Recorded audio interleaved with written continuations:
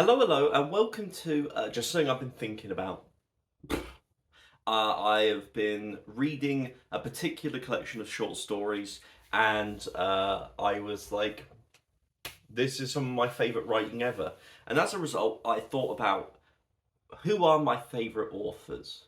And I don't mean that as an all encompassing my favourite authors, I mean specifically who are my favourite writers. How they write resonates with me. Who have I read the most? Why have I read them? That kind of thing. So I put together a list. I went through the books I've read and I pillaged and pilfered through for my favourites. 14 authors on this list, split into three categories: fantasy science fiction writers, fantasy writers, contemporary writers, and classic authors. That is the categorization. If you look into the timestamps, you will see the individualization of those. So I'm not going to reveal the authors like I usually just put like whatever information, like the book I'm reviewing or saying. For this, I'm going to just put the areas, the genres. Because this is a predominantly fantasy leaning channel in terms of both viewership and my reading, I'm going to begin there. So this is where the majority of the authors are. There are 5 writers to go through here, all exceptional in different ways. If you do enjoy this, please let me know in the comments who would your favourite writers be, using that same kind of concept.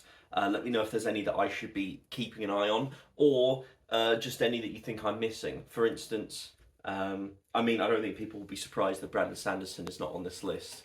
There's a reason that I made it very specifically writers, because that's not his strong suit in my opinion.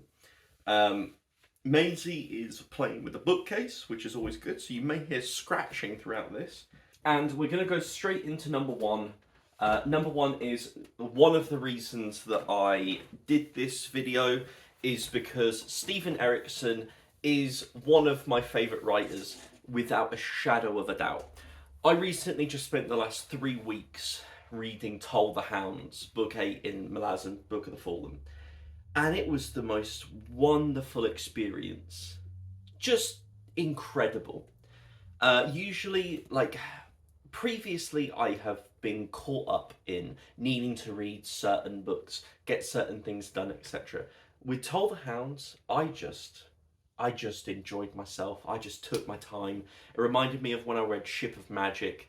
Spoiler alert for something that may appear on this video, but I just indulged myself. And Steven Erikson, on a sentence by sentence level, his writing style, the way that he conveys the story, the world building, the characters to the audience is just second to none in my opinion. It is the reason I made this video. I would say at least top 3 of my favourite fantasy writers of all time. I purposely haven't rated them, ranked them, because I just think that's a bit silly, because they're all fantastic in this video. But Steven Erikson is just a different breed of writer. And I think what does that is that he balances things so well, because he's simultaneously telling these thematically rich stories, telling extremely epic grand scale narratives, while also infusing such a healthy level of humour. All of those things are such an intricate balance, and he weaves his way through all of those exceptionally well. Toll the Hounds, the ending, I cried, I laughed out loud a lot. There was some of the funniest moments and some of the most tragic instances in all of that series so far in the ending of Toll the Hounds. And at the same time, it delivered so strongly on its thematic journey. I was loving everything.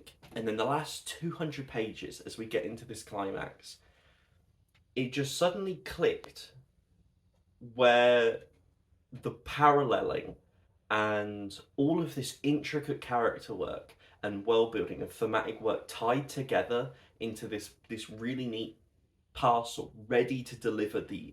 It's like taking all the ingredients to a burrito and then you've just slipped it into it ready to go straight down my gullet. You know, it's it's just a perfectly curated meal ready for me to eat. And it did that so wonderfully, where it just hammered everything home, because all of it sinks in at the same time. And so as you're having this realization, the consequences of that are being hammered down your throat, and you just become overwhelmed. And so when that levity comes in, all of it just, Malazan is, let alone Steven Erikson, Malazan is one of the best fantasy series I've ever read, without a doubt. And Steven Erikson is an incredible storyteller. His sentence to sentence is fantastic. There is the opening poem. The poems are impeccable. Sorry, I'm watching the cat fight her tree. The poems by Erikson are just incredible. Now these ashes have grown cold, we open the old book. These oil-stained pages recount the tales of the fallen, a frayed empire, words without warmth. The hearth has ebbed, its gleams and life's sparks are but memories, against dimming eyes. What casts my mind, what hue my thoughts as I open the book of the fallen, and breathe deep the scent of history. Listen, then, to these words carried on that breath. These tales are the tales of us all, again, yet again. We are history relived, and that is all. Without end, that is all.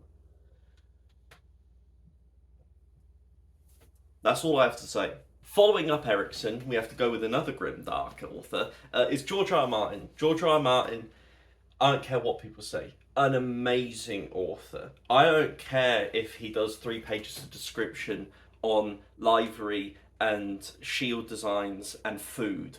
That's bread and butter to a fantasy fan. I don't get why people complain about that. That's the type of stuff that it's just intrinsic to what we want.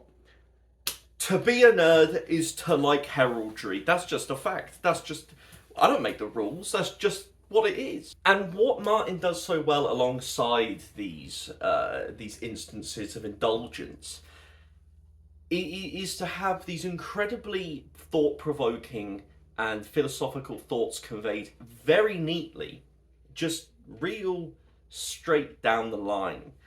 For instance, a mind needs books as a sword needs a whetstone if it is to keep its edge. Never forget what you are, for surely the world will not. Make it your strength, then it can never be your weakness. Armour yourself in it, it will never be used to hurt you. Brown thought about it. Can a man still be brave if he's afraid? That is the only time a man can be brave, his father told him. Goated. All of those, they are so quotable. That's what I think Martin does exceptionally well. He creates, winter is coming, all of these phrases, these quotable lines that just are rife through all of his work, where sometimes something happens and you can't help but think of a George R. R. Martin line. That's just how it works. I think by virtue of the grimdark fashion, Martin delivers his iconic lines like the stroke of a sword. You know, he just, rather than I think Erikson has a kind of interplay. Yes. Now that Maisie's destroyed the house, Erikson has a kind of fencing style to how he delivers it. There's a lot of different interplay, a lot of delicateness, intricate. Whereas to me, Martin works via a blunt fashion. He is like that scene where the mountain decapitates a horse. You know, he's just delivering. And I think both of those are exceptional. They're just different styles. You know, they're still top of the game for me, just doing very different things in terms of their actual writing style itself. So Martin has to be up there. And then to finish off, to me, the trifecta, these are my top 3 fantasy authors personally. It is Robin Hobb. Talking of Ship of Magic, Robin Hobb is an exceptional writer. She has a lyrical nature to her writing. This beautiful, effervescent, slow, methodical nature. It seems almost counterintuitive, but she is so slow and methodical in building her characters and her world and her themes in a way that is so pointed and so deliberate. To give an example here, What you were born to be, you will be, whether it be a priest or sailor. So step up and be it. Let them do nothing to you. Be the one who shapes yourself. Be who you are, and eventually all have to recognise who you are, whether they are willing to admit it or not. And when you borrow trouble against what might be, you neglect the moment you have now to enjoy. The man who worries about what will next be happening to him loses this moment in dread of the next, and poisons the next with prejudgment. Many will rant and rave against the garment fate has woven for them, but they pick it up and don it all the same, and for most wear it to the end of their days. You would rather go naked into the storm. All of these writers are extremely philosophical in their storytelling. And I think that's what resonates the most with me. I very much enjoy when an author infuses their characters with kind of schools of philosophy. Because this is something that will come up later. But personally, I always think that people have a lot going on in their heads. And I like when an author imbues characters with a kind of distillation of a train of thought. The way I view it is that the author is paying respect to all of those people and is wishing to convey what they wish they could say. You know, like that's one of the things for me. Writing comes down to trying to convey to someone else a different thought, feeling, or ideology, identity than either that is your own or is someone else's, in order for that person to absorb and empathize and grow and acknowledge that. And so for me, when I have characters who are like that, who are kind of embody this ideal, or have just this overt either thematic journey or narrative journey, for me, I have absolutely no problem with that, because I think that is the job of an author, is to convey and distill and imbue a character with exactly what they want the audience to take away from it. And yeah, so that's just how I feel. That is, and I think all of three of those authors are incredible at doing that. Next up, going away from what I've been saying about the other three authors, even though he is rife with philosophy, is that Abercrombie is very much deconstructing all of those and making fun of everyone. And who doesn't love that? Abercrombie, on a sentence by sentence level, is probably the best from these five. He creates a world so strong that you understand, reading the narration, what character you're following. His prose work is so strong that the dialogue test is irrelevant for him. The dialogue test is passed without even it being put in front of him.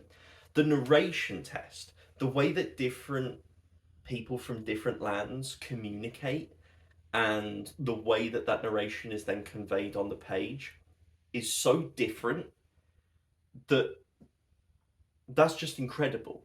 That is a feat, because usually what you want is to have a strong authorial voice that changes for the character. This instead, the character informs the narrator, and the narrator shifts for whoever the perspective is. And that is an incredibly difficult thing to achieve. And I know Abercrombie has said that that is what takes the most time, is going through and making sure that it all sounds like that character. And it is time well spent, because that is something that I think is unique to Abercrombie, is that he is just so strong in the voice he provides, because it's so full of humour, so full of this dark, cynical humour, sometimes very silly, all of this kind of thing, and he delivers it all remarkably well. Some particular ones from Abercrombie: proof is boring, proof is tiresome, proof is an irrelevance. People would far rather be handed an easy lie than search for a difficult truth, especially if it suits their own purposes. And a quote that is exceptionally poignant and relevant at this moment is, "Evil turned out not to be a grand thing, not sneering emperors with their well-conquering designs, not cackling demons plotting in the darkness beyond the world. It was small men with their small acts and their small reasons. It was selfishness and carelessness and waste. It was bad luck, incompetence and stupidity. It was violence divorced from conscience or consequence. It was high ideals, even, and low methods." And for Pratchett, I'm just going to read you his quotes because they're funny as fuck. "The trouble with having an open mind, of course, is that people will insist on coming along and trying to put things in it. Give a man a fire and he's warm for a day, but set fire to him and he's warm for the rest of his life. Stories of imagination tend to upset those without one." This was a children's book, I believe, and it's a wonderful quote. "Why do you go away? So that you can come back. So that you can see the place you came from with new eyes and extra colours. And the people there see you differently too. Coming back to where you started is not the same as never leaving. If cats looked like frogs, we'd realise what nasty, cruel little bastards they are. Style, that's what people remember. In ancient times, cats were worshipped as gods. They've not forgotten this." This one's one of my favourites from Reaper Man. "Light thinks it travels faster than anything, but it's wrong. No matter how fast light travels, it finds the darkness has always got there first and is waiting for it. Don't think of it as dying," said Death. "Just think of it as leaving early to avoid the rush." So we're done with fantasy there. 5 authors, incredible work, and we move on to we'll move on to classic authors. Why not? Because I think that's probably going to be the bit that people are least interested in. So we'll cram it in the middle. 3 authors here. They stick out to me. I think I said, but there's a rule that I had to have read at least 3 books by the author, apart from one author, and that's because he only has 2 books. But yeah, I had to have read a minimum of 3. So there's a lot of authors that I would consider some of my favourite writers, but I've only read 1 book from them, so I can't have that level of consistency. I would then just refer to the book, not necessarily the author. So these 3 are ones that I have read multiple entries by.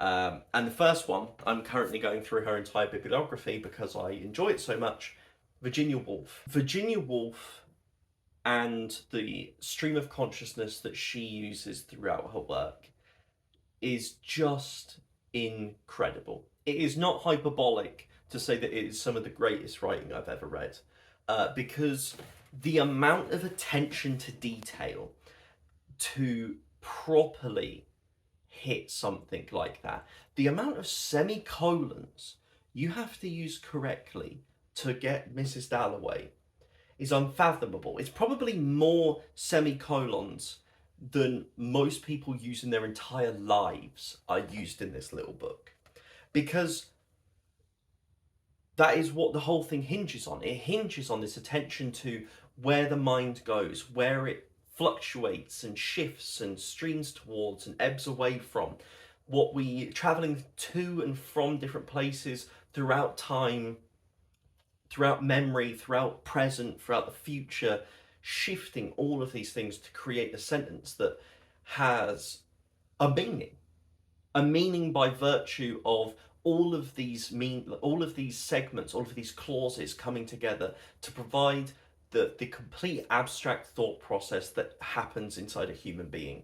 And to nail that is nothing less than attentive, meticulous genius. And that's not even to say how funny Virginia Woolf is, or how poignant she is, or how strong her themes are. Just once again, as a writer on a sentence by sentence level, she just rocks it with, particularly Mrs. Dalloway, that stream of consciousness style. It just exudes class. And to point out how funny she is, there's, he thought her beautiful, believed her impeccably wise, dreamed of her, wrote poems to her, which, ignoring the subject, she corrected in red ink.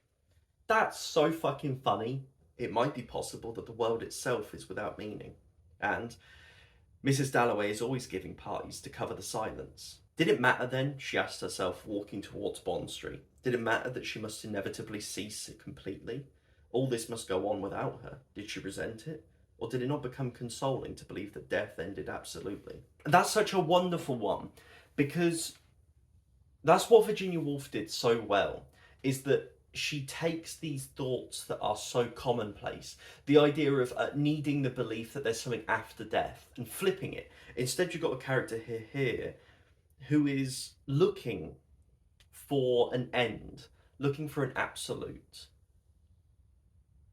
And the closest, rather than the faith that has to be had to believe in a deity or believe in something outside of human experience, instead we're following a character who seeks absolutism, and as a result falls to atheism, has a real strong connection to atheism by the need for things to end. So that's Virginia Woolf. Incredible. Then, I'm not going to quote anything from Jane Austen, but it is Jane Austen. I have not read a Jane Austen book in probably over 3 years now, and Jane Austen continues to be one of my favourite authors. I've read Persuasion, Pride and Prejudice, and Northanger Abbey. I think they're the three. I don't think there's a fourth. But what gets me with Jane Austen is that she is so funny. She is unbelievably funny throughout her entire writing. She does such good social commentary, and she completely creates these energetic characters, and she's such an engaging writer. Like, to me, she's similar to someone like an Agatha Christie, which is going to sound bizarre to people, but it's where you open up one of her books and you get this real sense of excitement. You get a feeling like there's a tingle in the air. You get that feeling that to me, Jane Austen's work is just full of enthusiasm and wit, and it feels like all of these things that she couldn't get out, that maybe she couldn't show in her real life. And so it's all funneled into this. Like, so many things where I'm like, did she experience that and have this thought? And she sat there to herself, having this scene emerge in her mind of how she's going to write it. And it's like an indulgence reading a Jane Austen book, because I just get this feeling of pure excitement, enthusiasm, and joy reading a Jane Austen book. I just have that feeling, and it's extremely exciting. I love reading Jane Austen. I need to read more Jane Austen. It's been a long time. And finally, for classic authors, to me, Toni Morrison is one of the finest writers to have ever lived. She has a way of punching you so hard. So yeah, to go back to what I was saying about this idea of providing a voice or distilling a particular message, I think Toni Morrison is sublime at that. The same way that Virginia Woolf is writing these stories that kind of give voice to this post-World War society, this world that's had an irrevocable and irreconcilable thing happen and does not know how to navigate it afterwards. The Toni Morrison books I've read provides a voice to the experiences of the characters in a way that is provocative, beautiful, and heartbreaking. And most importantly, intricate and complex.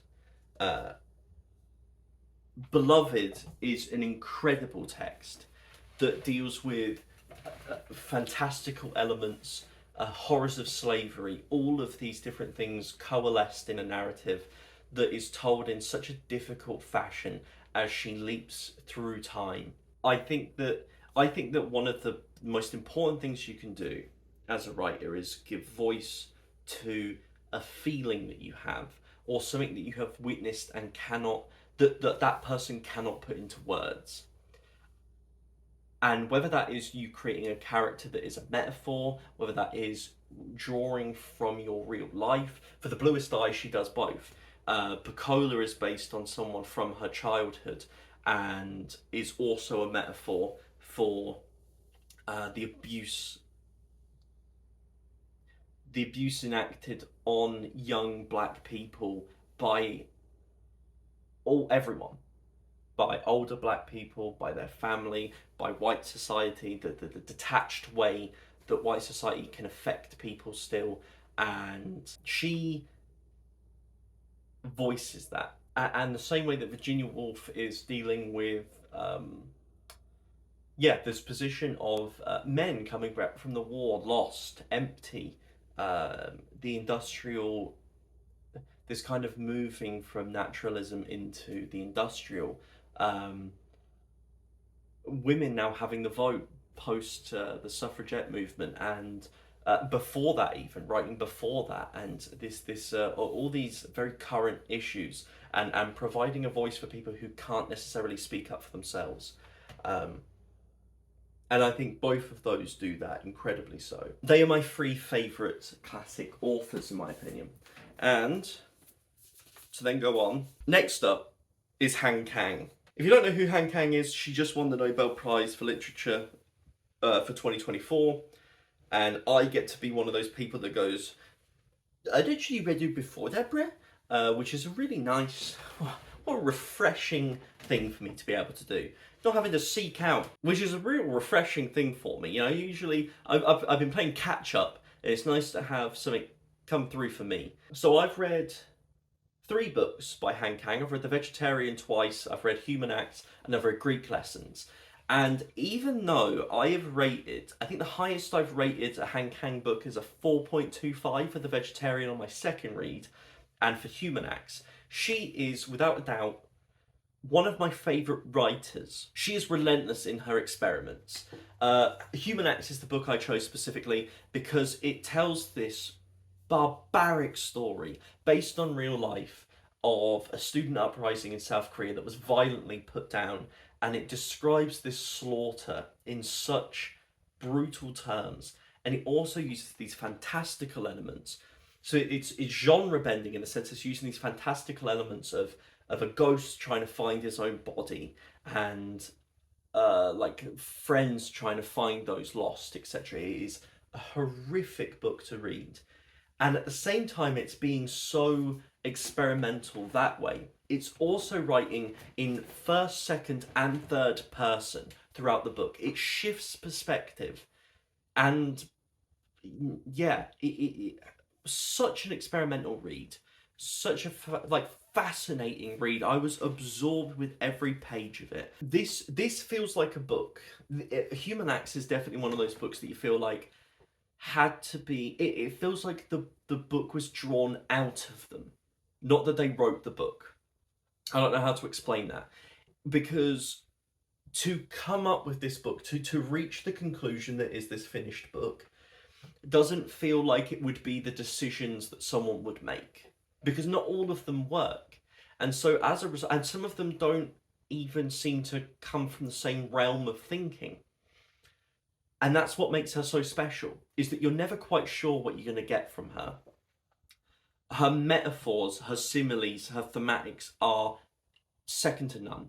The Vegetarian took me 2 reads. That second read was so enriching when I finally got what she was actually trying to say, because that first read is so jarring and so kind of disconnected that it's a struggle, in my opinion.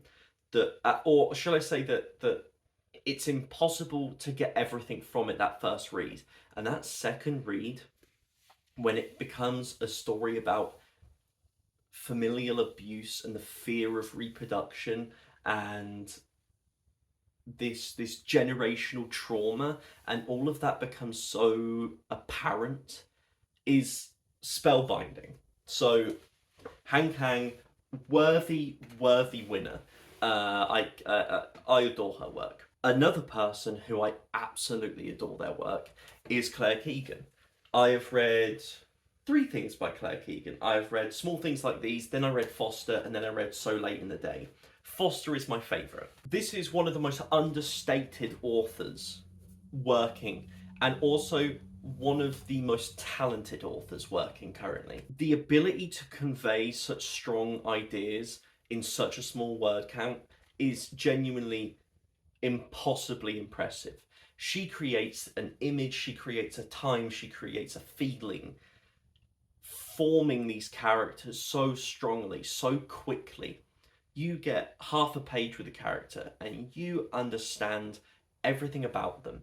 And she describes this she just creates an image of Irish life so poignantly from small things like these, which is such an understated, moody read that delves into the horrors of the Magdalen laundries, the a horrid, despicable historical event that was so submerged. And there's other media doing it, that like The Woman in the Walls is a BBC piece that talks about it. But my first experience learning about them was small things like these, and now you've got this film adaptation with Cillian Murphy, a big film, going into such a buried past is such a vital thing. And to have, it's the same as Han Kang. This is what I really want to go into in terms of these two authors and why they are the finest working, in my opinion. Some of them. Han Kang is delving into Korean history to reveal suppressed memories. And Claire Keegan is doing the exact same with Island. She is rooting through what is meant to be, what was always meant to be a submerged past, a secretive thing, and instead rises it to the surface and provides a voice so strong and so clear that it becomes unignorable. Foster is a masterpiece. Small things like these is incredible. So Late in the Day is so different to her other work. It is the deconstruction of how a man becomes so full of hate towards women, becomes such a lethargic, miserable, pitiful creature. And that's so different compared to some of the things, like some of the messaging and everything that she has an oeuvre, which is just so rich and so deep. That she is impeccable, in my opinion. Another author who, due to their third book, I put on a similar level is Ro Hession. Panenka was the first book I read. It's still my favourite by him. He wrote Leonard and Hungry Paul, Ghost Mountain, which came out this year, and Panenka.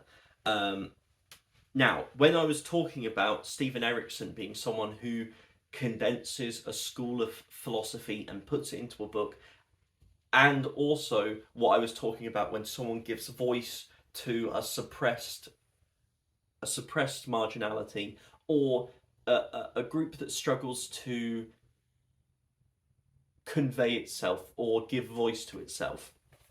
That is why Ro Hession is one of the finest authors working today, because Panenka takes place in the fictional place of Seneca.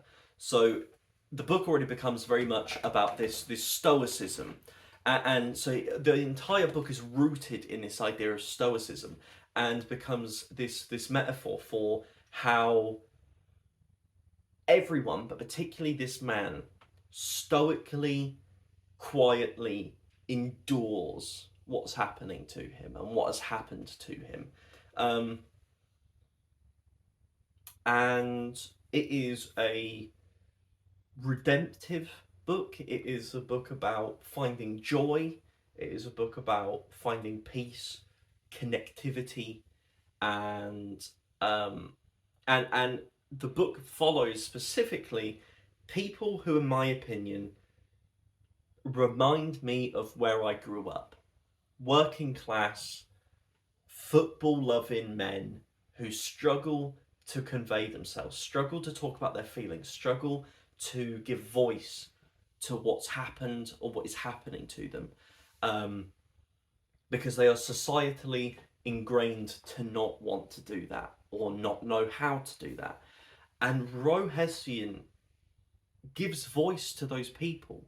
I was reading it and I was thinking, I was just living this world, but also reflecting on the people I grew up with, memories that I have of how people reacted or what they were struggling with, and how Hessian was just perfectly speaking for them. And I was really grateful because I at that point I had never, and I still personally have never read a book that resonated with my childhood as much as this book. I've never read something that made me think that the people from my childhood could have been in this book. They could have been the main character, they could have been the supporting characters, they could have been the guys down the pub. They are those people. And I've never felt as seen by a book as that. So, an incredible writer. To follow it, Benjamin Labatut. God bless him. 2 books. So yeah, the next 2 people were the reason that they're the caveats that they only have 2 books, and so I can only put them on here because they have 2 books. When We Cease to Understand the World and The Maniac are 2 books written in a way that is historically bound and yet literarily free. It is focused on historical fact, but conveyed in a way which has the freedom of an artist. And that comes down to the way it's written. It is, I don't know how to describe it. I had never experienced anything like it until reading Benjamin Labatut, because he writes in a way which is almost like a historical textbook, like an accessible history book, but also balances an almost fantastical element of cohesion and narrative storytelling, that he ties together events that have no causality. Well, they don't have any real world causality, and instead he creates a kind of thematic causality, this kind of human consciousness, this human nature causality, that I find just breathtaking. I'll read you the opening of Benjamin Labatut's When We Cease to Understand the World, because the moment I read it, I was obsessed with what his writing was.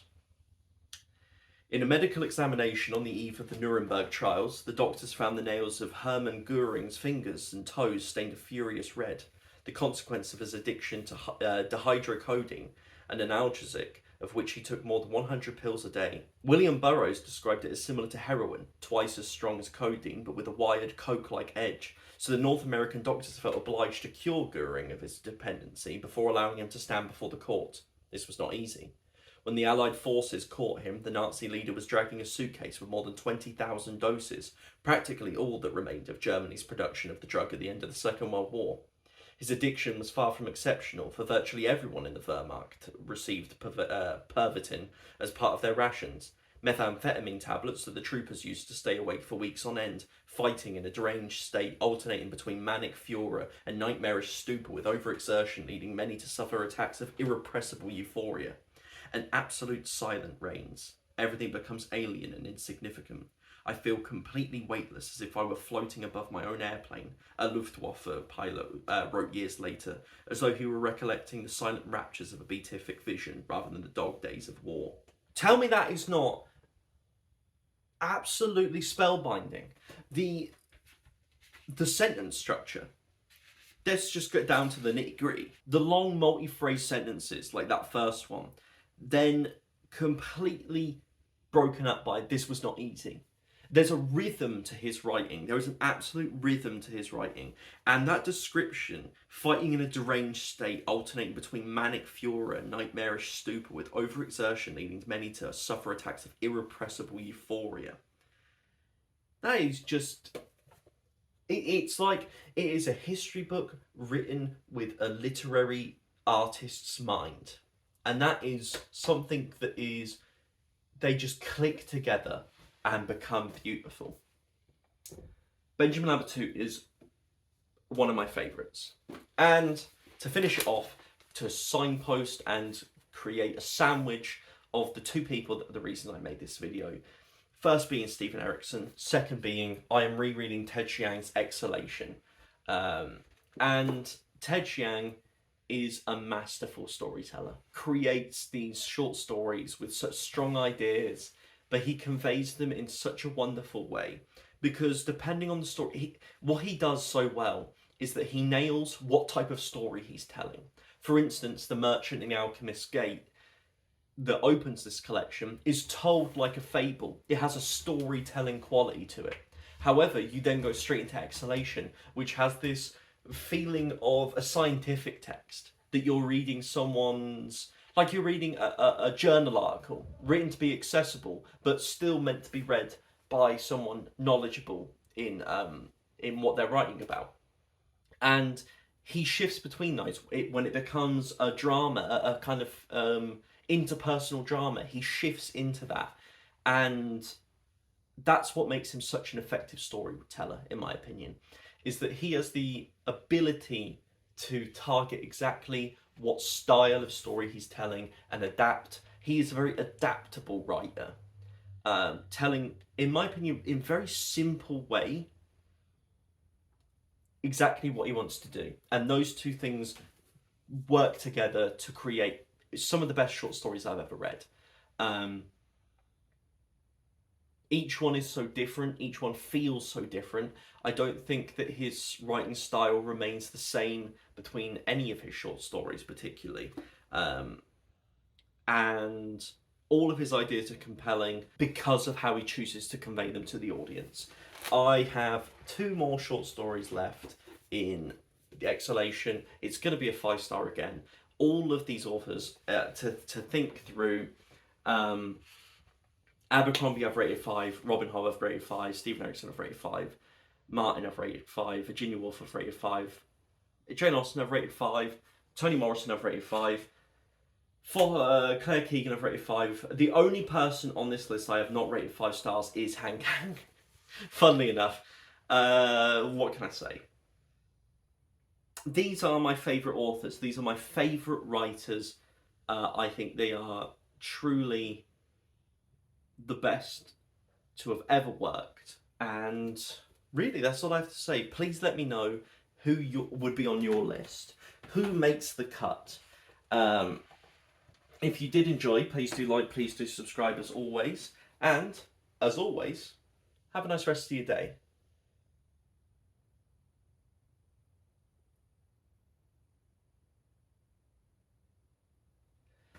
That will do.